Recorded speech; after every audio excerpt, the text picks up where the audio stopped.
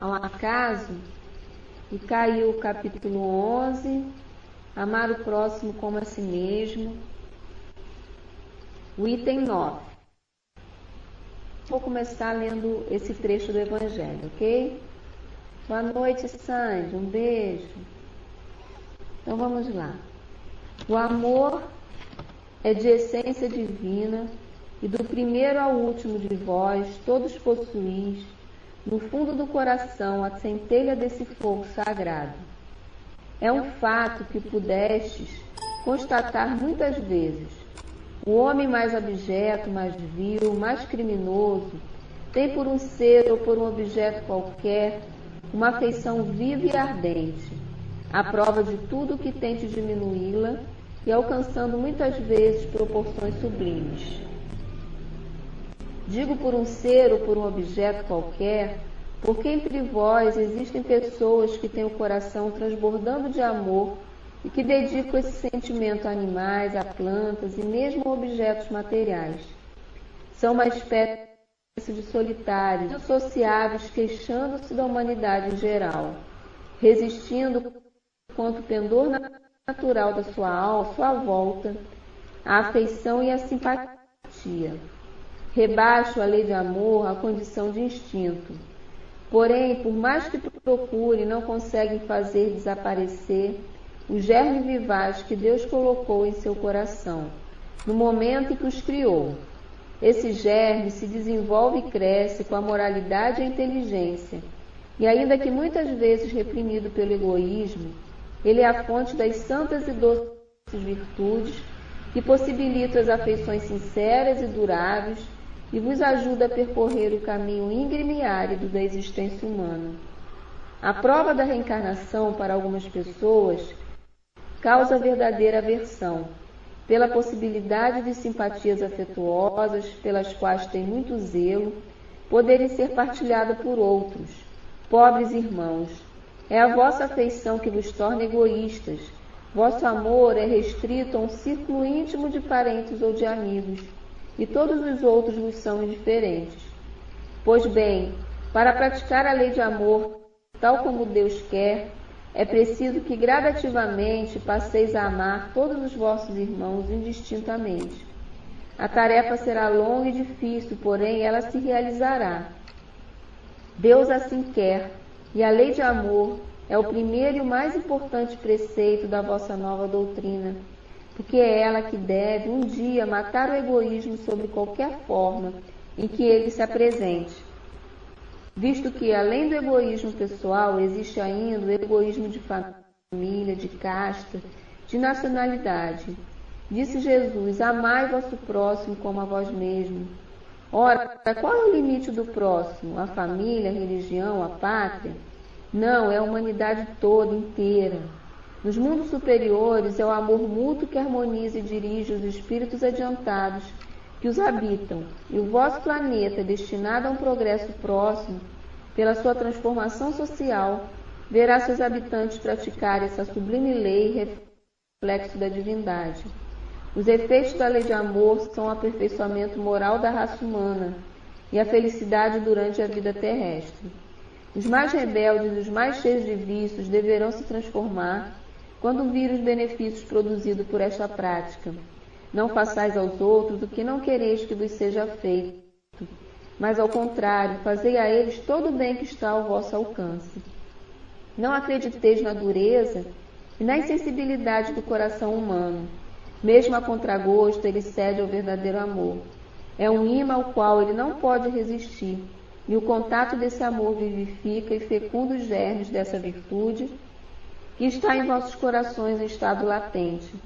A terra morada de provações e de exílios será então purificada por esse fogo sagrado e verá serem praticadas a caridade, a humildade, a paciência, o devotamento, a abnegação, a resignação, o sacrifício e todas as virtudes filhas do amor. Não vos canseis, pois, de ouvir as doces palavras que João Evangelista, quando a enfermidade e a velhice o impediram de continuar com as suas pregações, apenas repetia: meus filhinhos, amai-vos uns aos outros. Queridos irmãos, aproveitai essas lições. A sua prática é difícil, mas a alma retira um bem imenso delas. Acreditai em mim, fazei o sublime esforço que vos peço. Amai-vos e vereis muito em breve a terra transformada, tornar-se o Eliseu, onde as almas dos justos virão desfrutar do repouso. A mensagem de Fenelon, em Bordeaux, 1861. Então, gente, agora, com essa maravilhosa lição, né, do nosso Evangelho, vamos pedir a Deus, a Jesus, aos amigos espirituais que amparam esse trabalho, a Caibar Schulte, a Dona Ivone Pereira, a todos os nossos amigos do Hospital Maria de Nazaré, para que possamos, Senhor, fazer esse estudo em paz e que ampare o nosso querido Mário, que hoje não pôde estar aqui, ampare também todos aqueles desencarnados que partiram dessa vida através do suicídio, que eles possam nesse momento receber esse amor divino, esse amor puro que Jesus trouxe para nós, que nos ensinou, e que sintam-se confortados, calmos, harmonizados, Senhor, nesse momento. Fica conosco, que assim seja, graças a Deus. Boa noite a todos que eu não falei, Karine, Belle. Ostentando, Legião dos Servos de Maria, o capítulo, né? Então vamos lá, primeiro parágrafo. Os lanceiros, ostentando escudo e lança, tinham tez bronzeada e trajavam-se com sobriedade, lembrando guerreiros egípcios da antiguidade.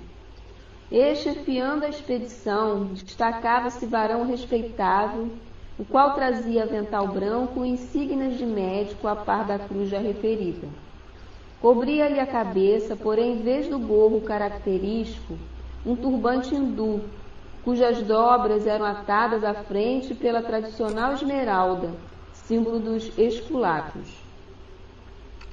Entravam aqui e ali pelo interior das cavernas habitadas, examinando seus ocupantes. Curvavam-se cheios de piedade junto das sarjetas, levantando aqui e acolá algum desgraçado tombado sob o excesso de sofrimento.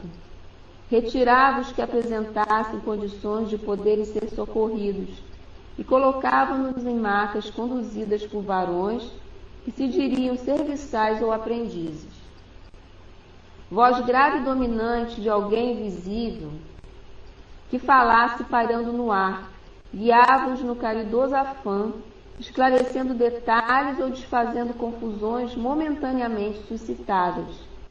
A mesma voz fazia a chamada dos prisioneiros a serem socorridos, proferindo seus nomes próprios, o que fazia que se apresentasse sem a necessidade de serem procurados aqueles que se encontrassem em melhores condições, facilitando de start o serviço dos caravaneiros.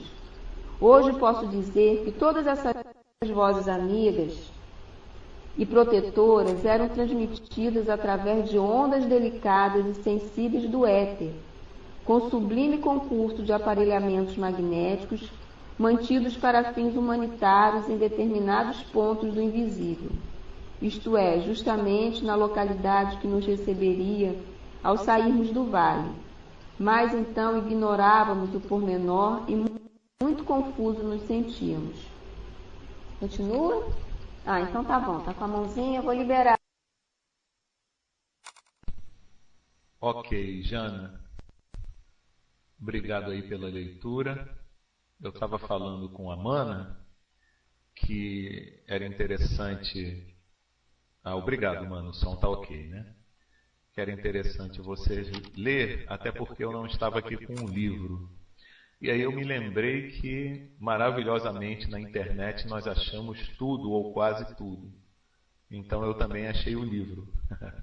Mas de qualquer forma é melhor outra pessoa ler e a gente ir comentando, né? Em primeiro lugar, uma boa noite a todos.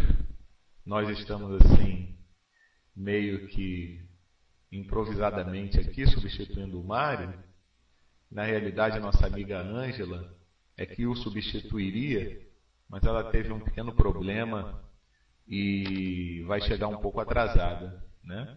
Então a gente vai tocando por aqui, né? E muito interessante é que a leitura do Evangelho caiu na lei do amor, né? E quer amor maior do que o existente nessas caravanas socorristas que percorrem esses vales de sombra, em especial esses vales dos suicidas, né? Levando até aqueles companheiros necessitados, né? Que estão de um pouco de amparo, um pouco de alívio para os seus sofrimentos, que são sofrimentos que, como a gente já pôde ver até agora no estudo, são muito sérios, daquele tipo de sofrimento que o espírito que passa por aquela situação, ele imagina que aquilo não terá fim nunca. Né? Aquela ideia da pena eterna, de você sofrer pelo resto dos tempos, né? E para o resto de toda a eternidade, é mais ou menos esse o sentimento, né? Que aqueles companheiros que estão nesses vales de sofrimento, eles estão passando, eles estão sentindo, eles imaginam que aquela dor, que aquele sofrimento não terá fim, né? E aí a gente vê os companheiros, né, organizados, né? Muito bem organizados, isso é uma outra coisa também. São companheiros que dispõem de um sentimento de amor muito grande, que se dedicam com muito boa vontade, com muita satisfação, porque se tem o prazer de servir ao próximo, né? Mas não é simplesmente transbordando um amor sem que haja uma disciplina, uma organização, né? Porque uma vez eu, até já tem tempo isso, eu conversava com um companheiro, e ele disse que uma vez fez um estudo exatamente numa casa espírita, um estudo em grupo, que falava sobre isso, né? Que às vezes nós temos aquela vontade de ajudar ao próximo, mas o amor está dentro de nós, graças a Deus, ainda, mesmo que não seja 100%, né?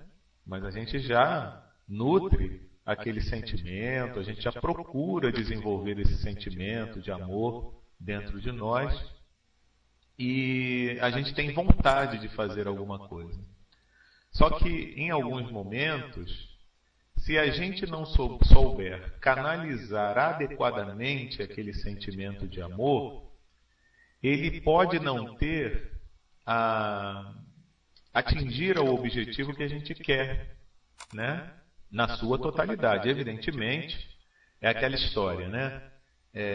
Você estar do lado simplesmente de alguém que transmite um sentimento bom, um sentimento de paz, um sentimento de amor, isso já vai te fazer bem.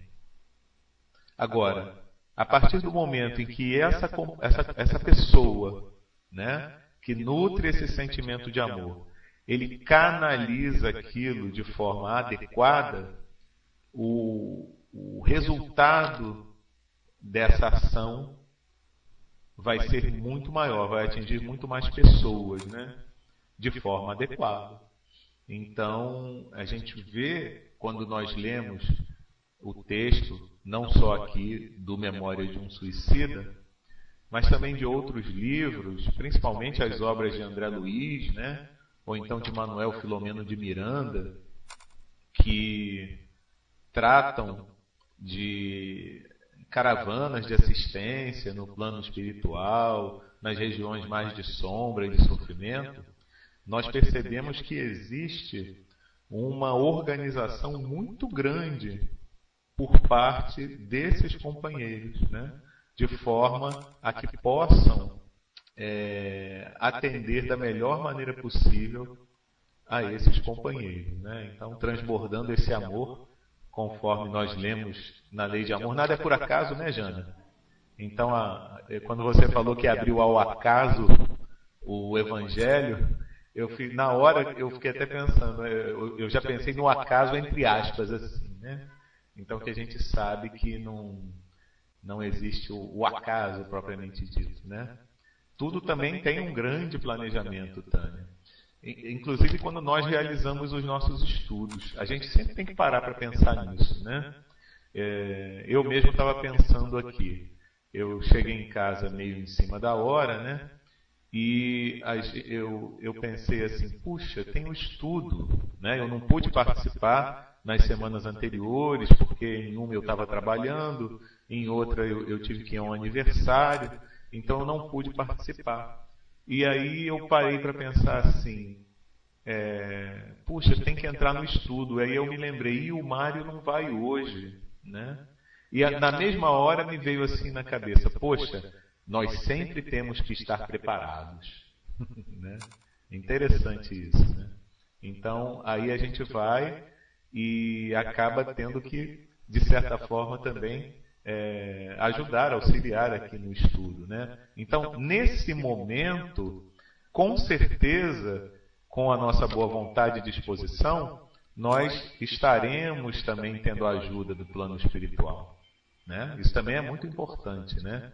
Você se colocar à disposição para uma tarefa é interessante porque a gente faz a ligação com os amigos do plano espiritual. Então, na hora que se abre um evangelho para se ler, com certeza, né, Jana? Jana também com certeza preparadinha aí, né?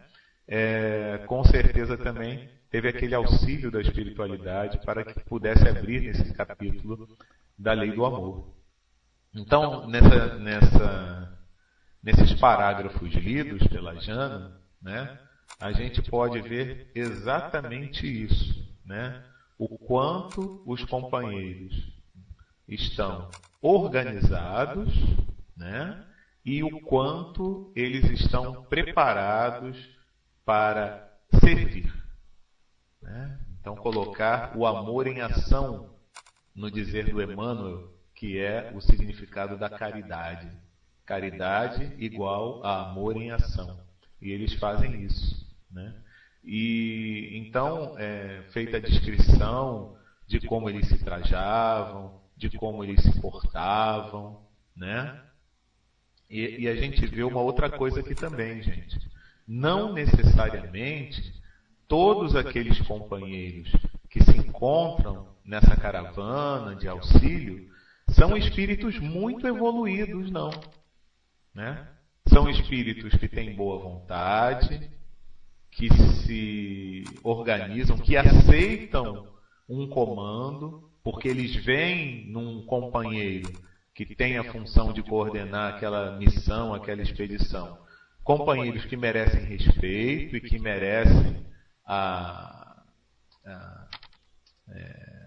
ser considerados como chefe de uma hierarquia, né, de uma organização, e eles atendem a esse que se destaca, né, como aqui no texto a gente pôde ver, né, alguém se destacava chefiando aquela expedição, né. E aí outra coisa também muito interessante, né, que a gente vê é que são companheiros até de origem estrangeira, né?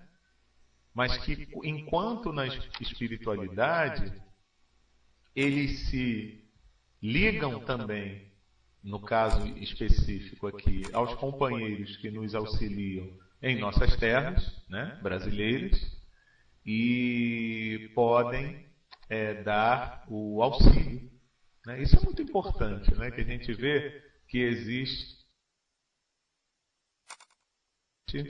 essa possibilidade de harmonização entre os espíritos oriundos de vários povos, até porque, né, nós sabemos que podemos reencarnar em qualquer país, não é verdade? Vocês já estão preparados para reencarnar em outro país, se for necessário? O que vocês acham? Vocês acham que estão aprendendo aqui sobre a doutrina espírita para depois ficar aqui só? Não, né? a gente vai também ter a possibilidade de reencarnar em outros países que não tem ainda a possibilidade, depende do país. Na Suíça, tudo bem? Não pode ser no Afeganistão, não? Na Líbia? Não? Tá bom, no Japão. Pode ser no Japão? Pois é.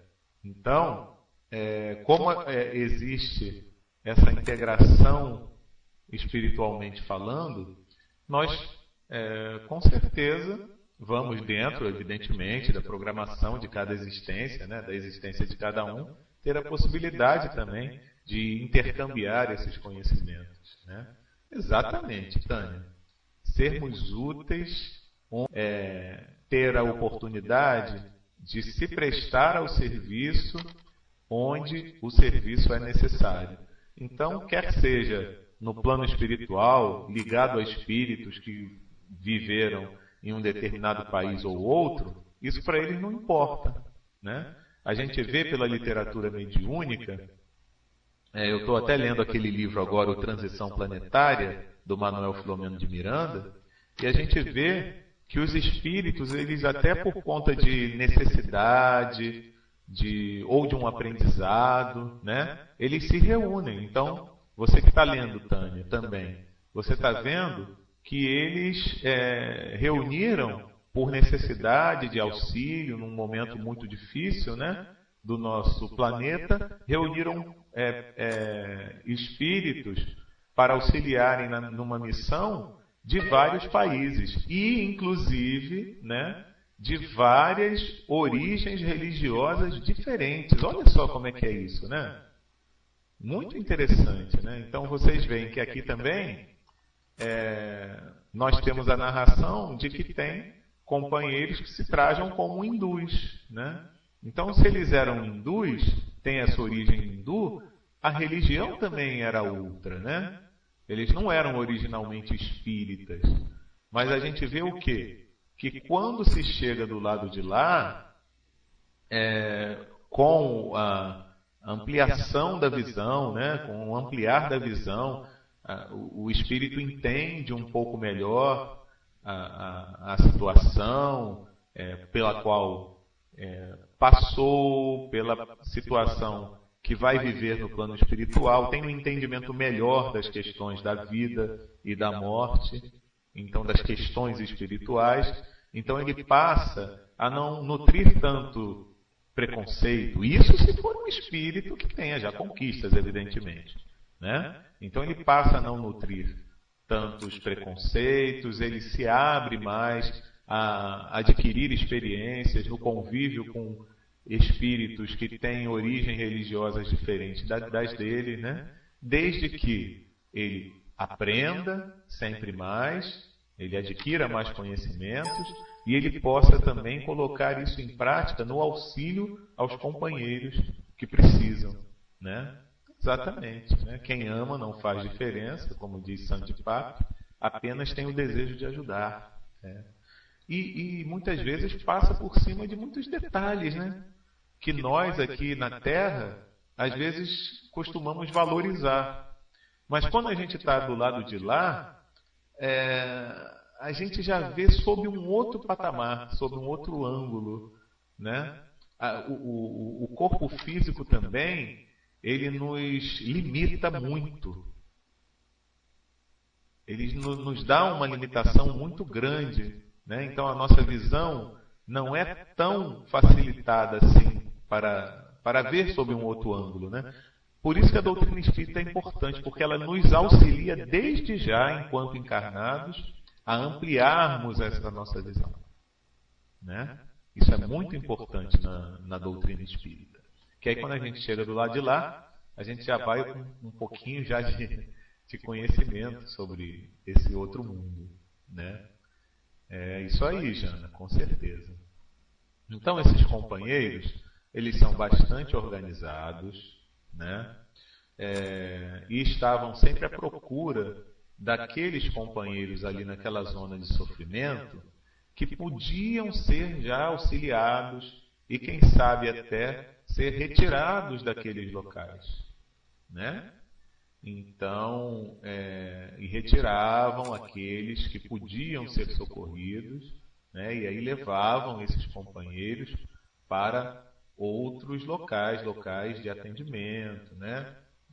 Que não aquele local onde eles estavam, certo? E aqui tem um detalhe interessante, né? É que é citado aqui que era uma mesma voz que fazia a chamada dos prisioneiros a serem socorridos, né?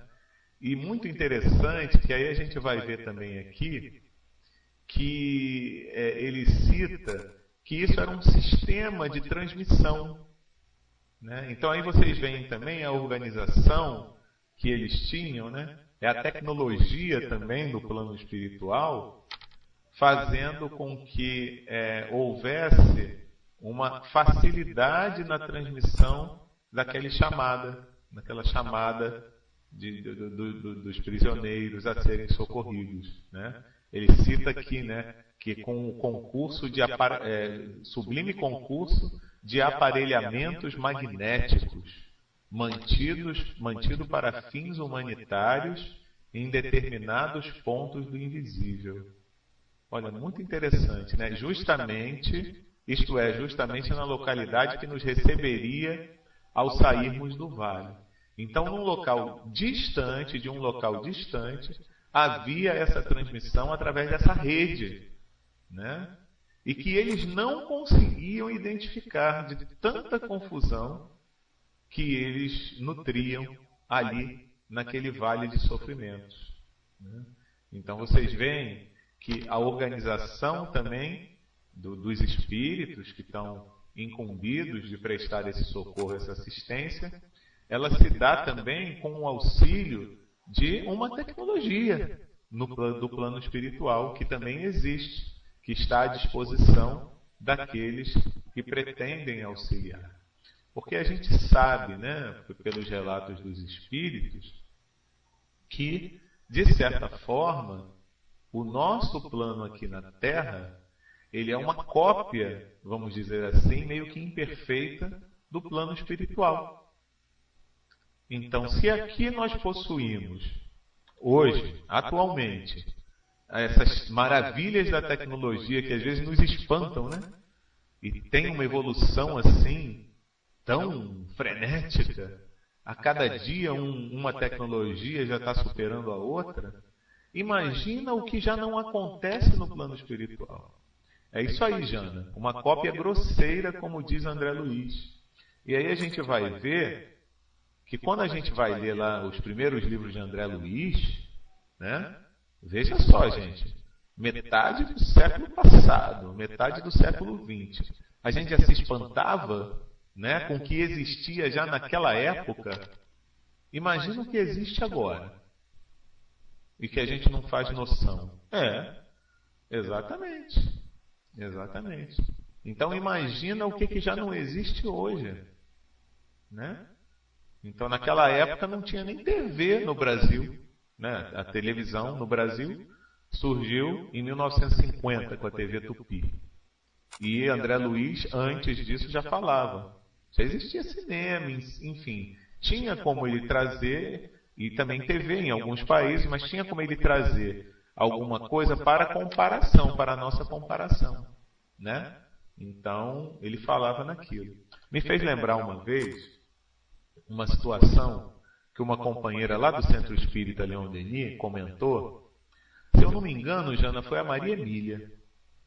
Ela comentou uma vez que ela teve um sonho em que ela se encontrava no CELD, lá no Leon Denis, reunido com alguns companheiros, né, trabalhando fora do corpo. Olha a Ângela aí! A Ângela chegou, então o próximo parágrafo quem vai comentar é a Ângela. Estou aqui quebrando um galho, minha amiga. Mas até que tá bom, gente. Ou eu estou falando bobagem? Acho que não, né?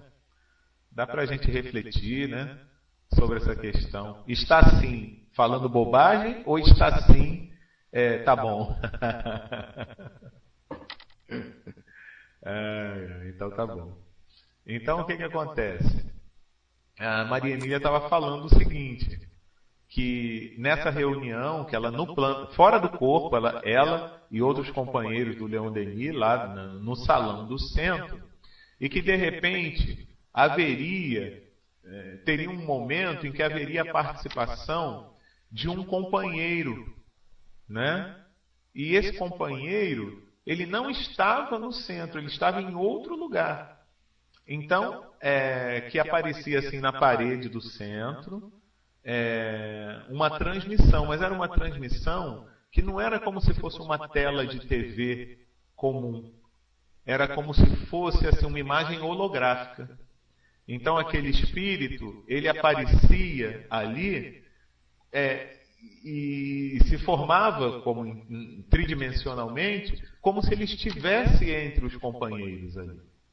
Entendeu? Interagindo com os companheiros. E ela disse que acordou assim espantada, porque ela achou aquilo o máximo, né? Então vocês vejam só, né? O quanto de possibilidades que no plano espiritual a gente possui para poder, de tecnologias, vamos chamar assim, né? Para poder interagir, para poder auxiliar, para poder ajudar, para poder desenvolver também os nossos conhecimentos, né? Por que não? Então isso eu achei muito interessante.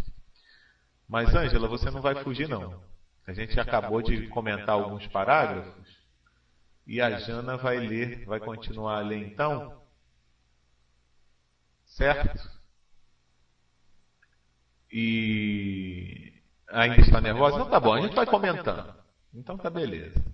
Tá? Aliás, a gente tem aí mais 10 minutinhos, né? Porque depois a gente tem que botar, a Amanda vai botar uma mensagem do Dr. Herman no final, tá?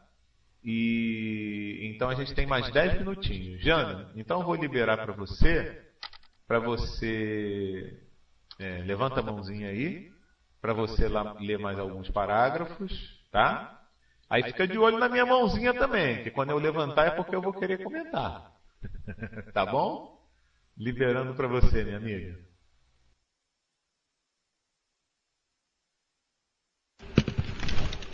Oi, queridos amigos que chegaram. Beijinho, Ângela. Tá bom, já. É que eu fico aqui no livro e não reparei, mas estou olhando agora a tela. Então vamos lá, gente, dar continuidade ao nosso parágrafo.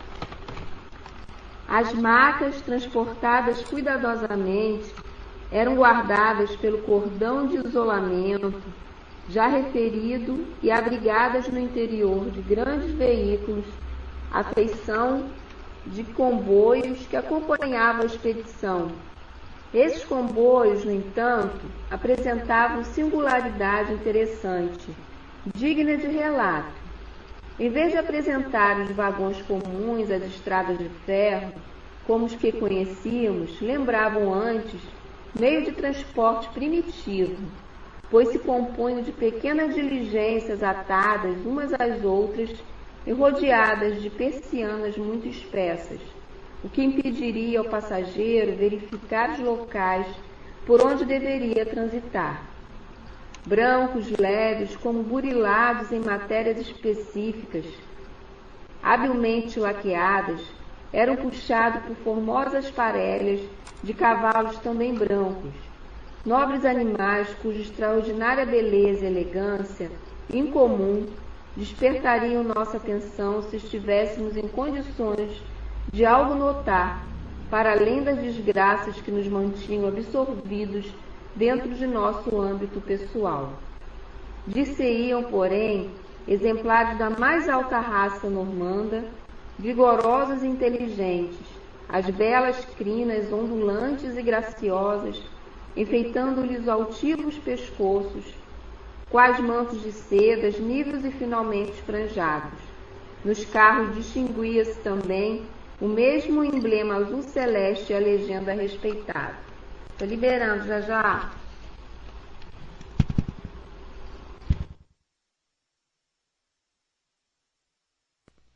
Pois é, voltando. É interessante aqui, né? São duas coisas aqui interessantes a gente comentar, né? Que agora a gente já está se encaminhando para o finalzinho do estudo de hoje. Uma é que era o cuidado com que os companheiros faziam o transporte, né? Então, um cuidado em ter um isolamento, né? Ele fala aqui de um cordão de isolamento, né? E por que isso, gente? Veja só, a delicadeza da situação. Nós estamos nos referindo aqui a companheiros que, passando por um período longo e profundo de um sofrimento intenso, eles já guardam a possibilidade de serem atendidos, de serem resgatados, né? Mas isso é uma linha muito fina, tá? Esse momento em que você já tem a condição de ser resgatado, qualquer coisa pode fazer com que eu volte ao estado anterior, né? A um estado de intranquilidade maior, a um estado de desespero, a um estado de insanidade, inclusive, e eu volto mentalmente a me ligar àquela situação anterior da qual eu estou acabando de sair. Então, os companheiros fazem esse cordão de isolamento, e vocês veem o seguinte, ele fala sobre esses comboios, né? Então, e que fala que tem algumas diferenças, né? E vê que essas persianas, elas estão fechadas, são persianas muito espessas, né? Então, a pessoa resgatada, o companheiro resgatado, ele não podia observar os locais por onde ele transitava. E isso não deixa de ser até uma terapia, né? É terapêutico. Por quê?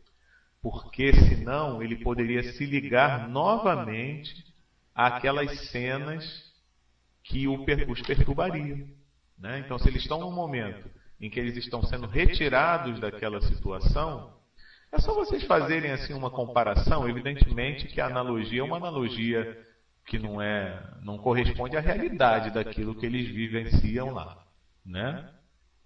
Mas é só vocês fazerem uma comparação num momento de um acidente, né? Que você sofre um acidente, tá? Então, um acidente sério, de repente, numa estrada e tudo mais. A pessoa que está sendo resgatada, se ela vê à sua volta aquela cena do sofrimento também dos demais, aquilo é como se multiplica nela o sofrimento, né? Você vê que normalmente as pessoas que fazem o resgate já procuram retirar, imobilizar, se for o caso, e já partir direto para botar dentro de uma ambulância e retirar dali, né? Porque senão a gente vai ter, na visão do sofrimento também dos demais, como se ampliasse o nosso sofrimento, né? É como se você tivesse uma multiplicação daquela situação, né?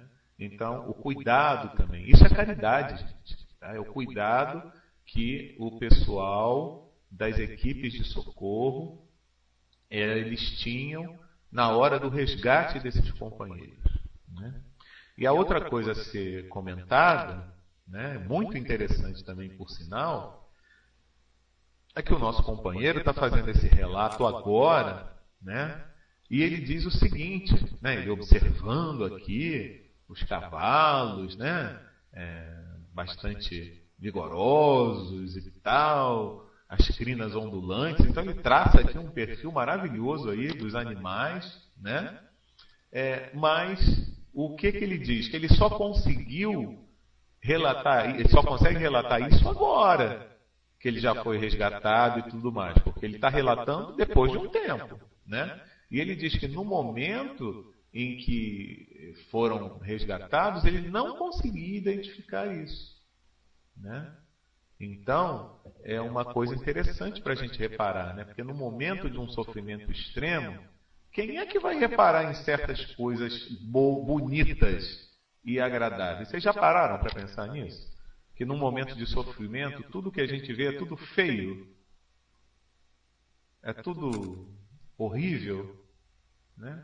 Só depois é que a gente vai prestar atenção, né? Se a gente voltar a observar uma situação semelhante, mas nós já não estando colocados na posição daquele sofredor extremo que está precisando de um auxílio, né?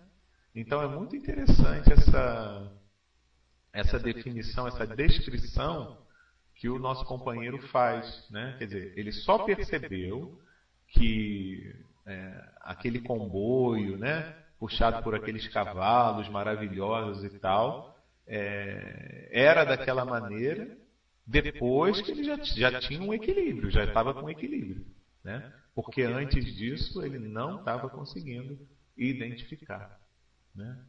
Então, gente, já está chegando então a nossa hora, porque a gente vai precisar agora colocar a mensagem, tá? A Mana vai colocar a mensagem. Depois a nossa amiga Alba vai fazer a prece de encerramento, tá? Então a gente agradece aí o carinho de vocês, porque sem o sustento também dessa vibração boa que cada um de vocês emitiu, a gente não teria conseguido o sustento necessário, né, para fazer o estudo, né?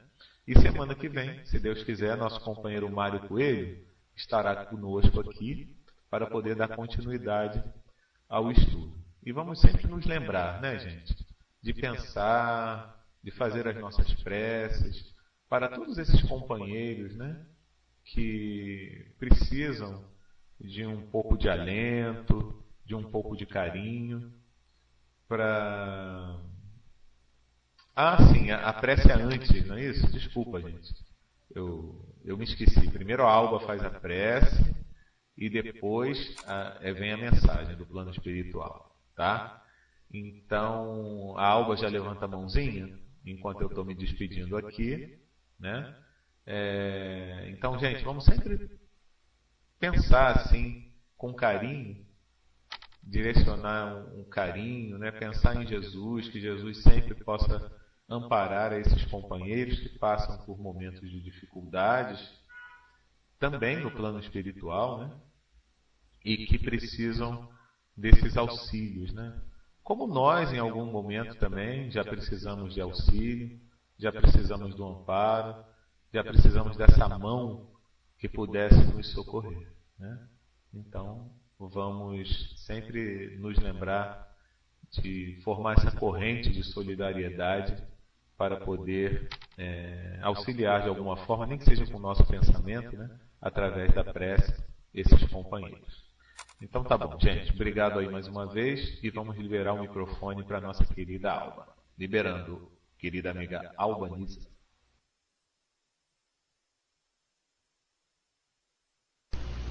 Oi, gente, boa noite. Som tá ok? Estudo bom, né? Foi bom, já. Muito bom ver você, viu? Saudades de vocês. Vamos elevar o nosso pensamento, né? Agora, no final do nosso estudo. Agradecer primeiro a oportunidade de estarmos todos aqui reunidos num só objetivo de nos auxiliar e auxiliar esses irmãos que carecem de conforto, de consolo, nossos irmãos que precisam de fortalecimento, de amparo, que nós possamos envolver a todas essas criaturas que necessitam de socorro, que necessitam de ânimo, encarnados e desencarnados, principalmente esses irmãos que fraquejaram nas suas missões, nas suas encarnações e que estão lá aguardando o socorro, que cada um de nós possamos nesse momento envolver a esses espíritos, irradiando nossa pequena luz a cada um deles, que eles possam se sentir amparados, recebendo essas vibrações de paz, de fortalecimento, de encorajamento. E agradecido, Senhor, pela oportunidade do estudo, pela oportunidade do aprendizado, Vamos aqui encerrando o estudo da noite de hoje. Continua conosco e continua amparando a todos esses irmãos que tanto necessitam de Ti. Que assim seja, graças a Deus. Jesus Cristo nos ajude e abençoe agora e sempre. Dentro dos estudos da noite de hoje, lembremos-nos de que o ódio é a manifestação mais inferior que o homem moderno possui. Ele leva as criaturas a cometerem os maiores desatinos e pode mesmo cometer crimes em nome de uma paixão incontrolada. Deixar que o ódio penetre no coração é o mesmo que permitir que nos envenenemos. E cada vez que isto acontece, o grande prejudicado será a própria criatura. Envolvido nos sentimentos do ódio, aquele que assim deixa acontecer, ou pessoa se perde em suas ideias, a família fica esquecida, os amores desaparecem e a insanidade assume a direção da mente do homem. Com tais companhias, certamente a criatura se desarvora e chega a cometer muito mal, ao ponto de posteriormente sofrer encargos que igualmente serão penosos, até que ela própria, arrependida, peça perdão a Deus, depois peça perdão à sua própria consciência, para em seguida pedir perdão àquele que foi ferido por ela própria. Assim, o homem que se deixa vencer pelo ódio, ele padecerá duros sofrimentos perante a 3 faixas de dor: a do orgulho ferido, ao momento que terá que pedir perdão a quem ofendeu, ao sentimento de perda íntima, quando a própria criatura tem que refazer a seus caminhos, e a necessidade de, podemos dizer, sem sombra de erro, rebaixar-se diante da própria figura divina. Assim, meus irmãos, o espírita, convidado a meditar em torno do amor e convidado a pensar continuamente no amor, deve ter esta virtude à frente de seus atitudes, todos os momentos da vida, porque só assim ele saberá suportar as agulhadas dos que lhes pretendem ferir e fazer com que o bem, afinal de contas, esteja com ele, afugentando o ódio definitivamente da sua contextura interna. Que cada um de nós que estamos aqui comecemos a pensar no amor ao próximo, afastando o sentimento do ódio do coração. Onde estivermos, espalhemos a alegria, façamos a difusão da bondade e descobramos cada vez mais o valor do se viver em paz. Que Deus e que Jesus Cristo a todos nós ajuda, abençoa sempre. O abraço do Hermann para todos os corações presentes, pedindo a Deus, a Jesus, que nos proteja de todo o mal. Graças a Deus.